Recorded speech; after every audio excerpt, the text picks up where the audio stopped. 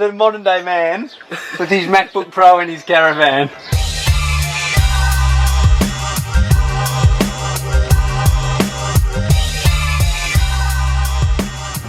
So cool. Andrew Melody caravan, C1975 Franklin 1900. Cost $2.5 plus extra for setup. There you go. Setup time, ongoing. Favourite feature. Reminds him what he's chosen to do with his life. Yesterday I did a Western Australian radio station. The day before I did I'm pretty sure it's a religious radio station in Melbourne. I think That's Life is trying to get in touch at the moment. We weren't chasing it at that point, it was kind of coming our way. That's amazing. Which is a great opportunity to kind of share the story. So. Yeah. Hey, two camera cheers. Thanks for coming around, mate. No worries. Tell me the story of why you're living in a caravan. Okay, I've worked and volunteered a lot overseas, and I think every time I came back, there was always that part of you that kind of misses the adventure of being overseas. So I wanted to bring a bit of the adventure back to Melbourne, back home. I also, I do care about the environment. I wanted to make my life a bit more sustainable. And then the big one, I was spending a lot of money on rent and bills. And with all the volunteering I was doing, I ultimately wanted to spend more time on what was important to me. And so if I could reduce my rent and my bills, I'd free up a whole bunch of time if I wanted to reduce my hours at work. All right, you want to show me around? Sure. All right, so what I'm going to do, I thought something different. Yeah. I'm going to give you a camera. You can point that at me. Yeah. And then I'm going to point this one at you. All right, this feels a little bit like cribs. Welcome to my crib.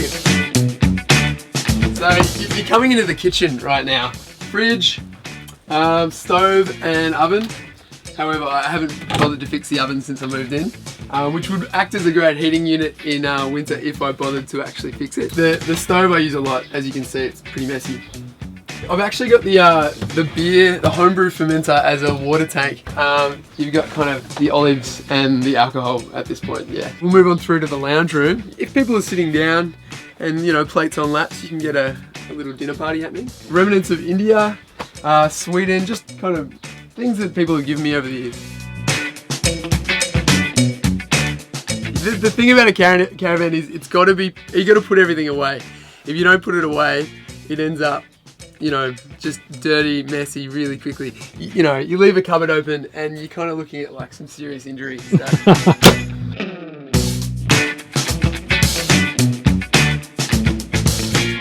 So where did you get it from? I bought it in Broadford from a really nice couple up there who were advertising it, and then went on the campaign to try to find somewhere to put it. Originally I did the Facebook thing, and that didn't really work out. I had a bunch of offers for free land, but that was kind of in Tasmania or rural Victoria. Yeah. So in the end I kind of went to some unique lengths to try and find it. So from from posters to even Google Earthing properties that had ridiculously large backyards and back entrance, so, and just went and knocked on doors and had cups of tea with a whole bunch of people. But from the posters I got about 20 offers. It's had some stuff happen in the 2 years. It's been hit by a car from this backyard. What? So because there's a car park behind the property, this lovely old woman who works at the fish and chip shop accidentally hit accelerate one day when she was a bit tired. She went straight through the back fence, straight through my shed, annihilated the shed, and just punted the back of the caravan. It moved about a metre. Were you in it? No, luckily not. So you can see this is a new fence. Thanks to these the spare tyres. Spare tyres save the day. They don't just help you when you break down, they also stop you from cars going through your caravan. So it dinted it in a bit and put a couple of punctures in there, but the caravan lives on. Basically, that's the solar on our lovely generous neighbour's roof. In fact, being Northcote, there's actually solar on a bunch of roofs over there. Yeah, so it's kind of the done thing in the progressive inner northern suburbs. But yeah, it travels across down into the caravan. Not many 30-year-olds can say they're homeowners. It's a bit I'm expensive to debt market. free, mate. Debt free.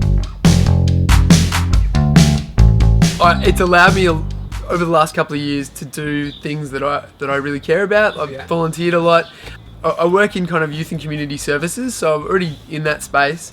And I was working on a social enterprise for the last year or so, and then put all that on hold when there was a cyclone in Vanuatu, a Category 5 record-breaking cyclone Pam, the biggest the country had ever seen. I've had family over there for 20 years, and initially just was extremely scared for their safety.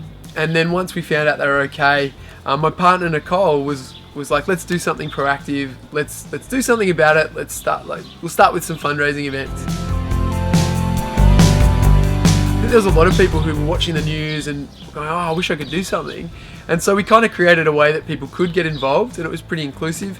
And we run a series of fundraising events under the banner of Melbourne for Vanuatu. Over the course of a few different events, we raised 12 grand. Then through having contacts on the ground on one specific island, learnt that aid wasn't really getting through. The relief efforts were bottlenecking a bit in the capital at that point, and even on the island, Epi Island, with these 7 communities, there was a need for support. We did a lot of research with different organisations and made sure that we were addressing the gaps.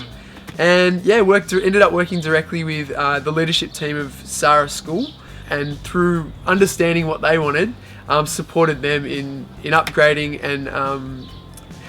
and repairing Sarah Primary School. So it was such a great experience. And from what happened here in Melbourne and this rush of people to get involved, and people like saying, oh, I've been wanting to do something, I've been wanting to kind of do more, we've kind of developed into something much bigger.